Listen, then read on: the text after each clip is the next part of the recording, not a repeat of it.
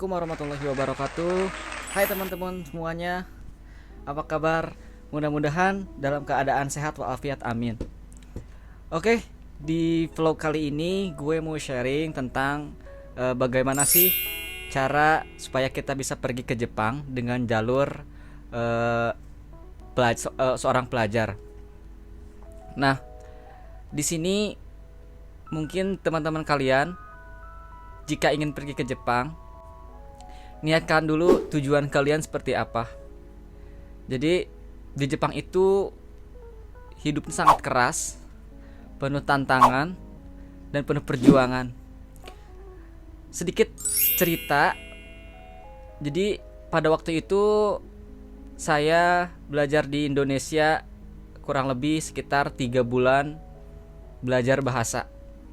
Jadi ketika pergi ke Jepang, saya sedikit kesulitan dalam masalah bahasa. Sedangkan kondisi di sana kita harus segera mencari kerja supaya kita bisa biaya untuk hidup kita di Jepang. Jangan sampai kita setelah berjuang di sana habis-habisan, biaya sudah keluar habis, tiba-tiba kita mundur tengah jalan. Jangan sampai seperti itu. Nah, hal yang kedua yang dilakukan adalah cari lembaga penyaluran ke Jepang. Jadi di sana kita bisa sharing dengan pihak LPK tersebut masalah proses pembiayaan, dokumen, hal yang kita lakukan setelah kita di sana seperti apa. Tuh. Yang pertama biaya. Jadi waktu itu biaya awal itu sekitar 50 juta. Dan biaya pembelajaran di Indonesia sekitar 3 juta. Setelah itu biaya visa pelajar sekitar 1 juta dan biaya tiket pesawat sekitar 6 juta dan biaya bekal kita untuk di Jepang ada 5 juta. Jadi kita mengeluarkan uang kurang lebih sekitar 70 juta. Wow, itu uang yang sangat banyak dan tidak sedikit. Jadi kita jangan sia-siakan ketika kita pergi ke Jepang berleha-leha gitu kan. Jadi kita harus matangin dulu di Indonesia tujuan kita apa supaya kita lebih semangat lagi ketika kita telah tiba di Jepang. Dan pada waktu itu mungkin teman-teman kalian pun ngerasa gitu kan, biaya awalnya itu sangat besar banget. Dan jujur dulu aku hampir putus asa karena masalah biaya itu. Sedangkan kondisi keluarga saya itu emang benar-benar lagi drop, lagi benar-benar lagi tidak ada uang. Akhirnya saya memutuskan untuk pinjam ke salah satu bank di Indonesia. Itu adalah resiko yang sangat besar karena tujuan kita itu di sana belajar bukan untuk mencari uang gitu. Tapi jangan khawatir, kita di sana bisa sambil kerja paruh waktu. Berapa gajinya? Dulu pada waktu tahun 2019 saya bisa mencapai gaji per bulan sekitar 15 sampai 18 juta. Apakah itu boleh? Apakah itu salah? Boleh komen di bawah. Jadi rahasia aku itu dulu bikin 2 akun bank untuk bekerja di 2 perusahaan. Di Jepang itu maksimal kerja 28 jam per minggu, jadi seminggu 3 kali. Sedangkan gaji seminggu 3 kali itu kurang lebih sekitar 10 juta. Dan itu sangat kurang banget buat saya. Jadi akhirnya saya cari kerja lain dan penambahan uang dengan 2 akun bank tersebut.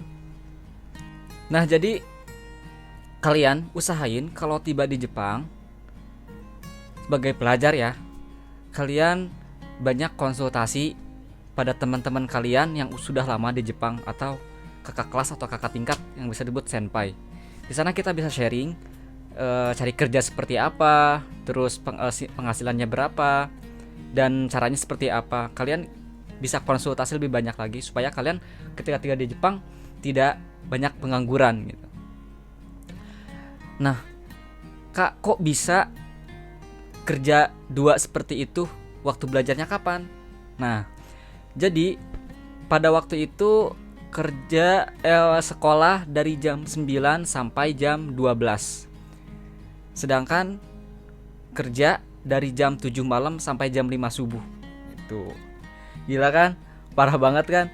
Jadi bener-bener waktu tidur itu setelah pulang sekolah dari jam 1 sampai jam 6 sore, sekitar 5 jam.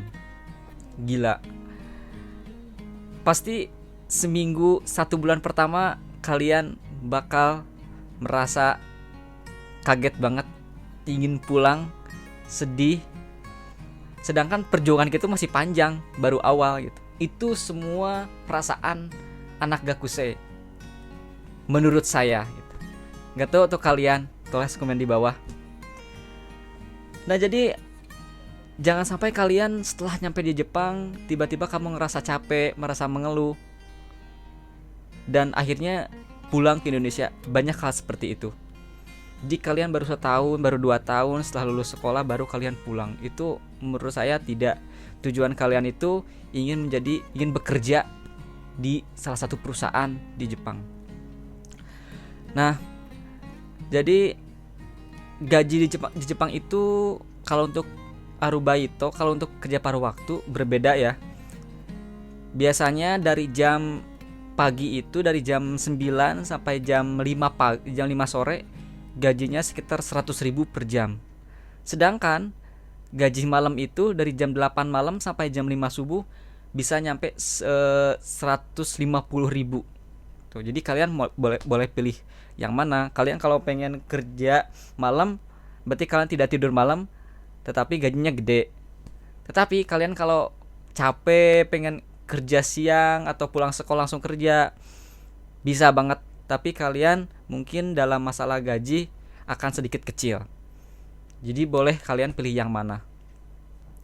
Nah, buat teman-teman semua tetap semangat. Jadi kalian boleh sharing. Yang pertama biaya gitu kan.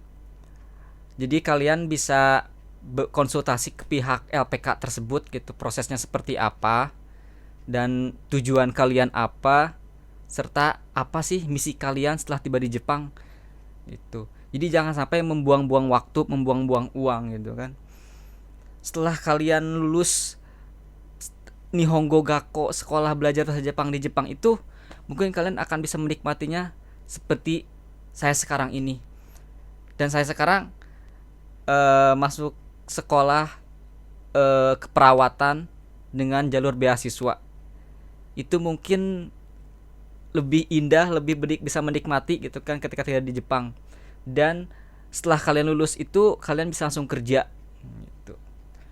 Nah, buat kalian yang ada di Indonesia, jika kalian ingin pergi ke Jepang, tolong matengin dulu tujuan kalian seperti apa.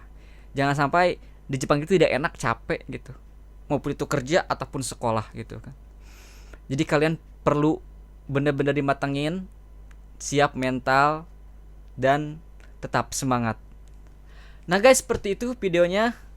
Jika ada yang kurang setuju, jika ada yang kurang tidak suka, boleh komen di bawah.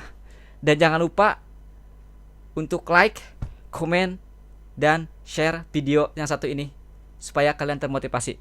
Terima kasih banyak. Assalamualaikum warahmatullahi wabarakatuh.